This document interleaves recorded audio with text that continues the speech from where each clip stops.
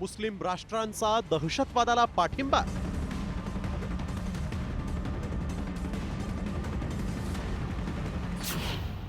भारताच्या विरोधात 56 मुस्लिम राष्ट्र.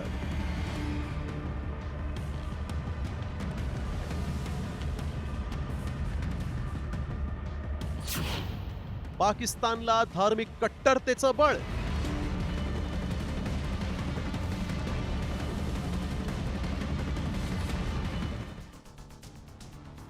पहलगाम हल्ल्यानंतर आता कुठल्याही क्षणी युद्ध भडकण्याची शक्यता आहे. त्यामुळे धडकी भरलेल्या पाकिस्ताननं आता मुस्लिम कार्ड खेळलंय. तर मुस्लिम देशांची संघटना असलेल्या ऑर्गनायझेशन ऑफ इस्लामिक कोऑपरेशनकडे पाकिस्ताननं मदतीसाठी भीक मागितली आहे. तर चीन आणि तुर्कीनंतर आता मुस्लिम देशांच्या संघटनेनं पाकिस्तानला म्हणजेच अप्रत्यक्षपणे दहशतवादाला पाठिंबा दिल्याचं समोर आलं. मात्र कोणते देश कुणाच्या सोबत आहेत पाहूया. पाकिस्तान सोबत सिरिया, इराक, अझरबैजान, तुर्की, मलेशिया हे देश आहेत.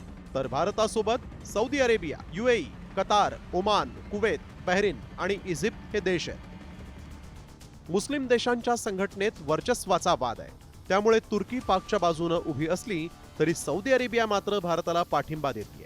त्यामुळे 57 देशांपैकी 20-25 देश भारताच्या विरोधात भूमिका घेत असले तरी अनेक देशांच्या व्यापारी नाड्या भारताच्याच हातात आहेत. त्यामुळे या ठरावाला पाठिंबा देणारे देश युद्ध सुरू झाल्यास पाकिस्तानला पाठिंबा देण्याची शक्यता कमीच असल्याचं तज्ज्ञांनी सांगितलंय.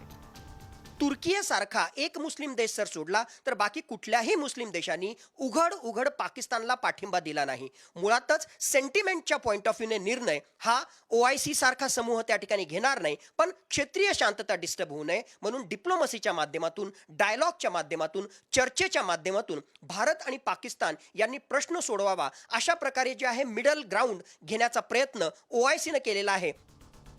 पहलगाममध्ये दहशतवाद्यांनी धर्म विचारून बंदुकीच्या जीवावर नंगा नाच केला.